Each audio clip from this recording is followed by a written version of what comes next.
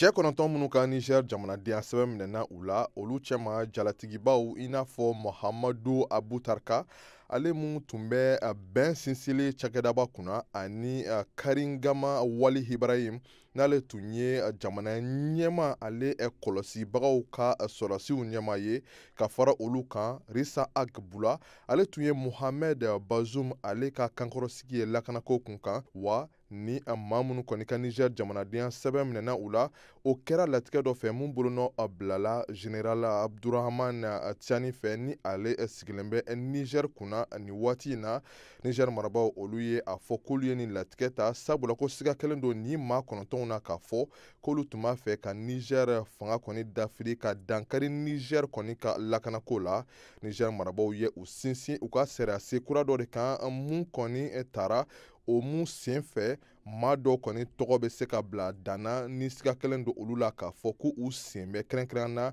jatigɛ walew kɔni na minnu b'a fɛ ka dankari Niger jamana yɛrɛ ka basigi la. O sariya sen mun jalakilen bɛ Human Rights Watch fɛ ni o ye jɛkulu ye mun kɔni ka baara sinsinnen bɛ hadamadenw ka hakɛw kɔni lafasali ma diɲɛ kɔnɔ. O jɛkulu ye a lase k'a fɔ ko ni sariya sen bɛ dankari hadamadenw ka hakɛw la.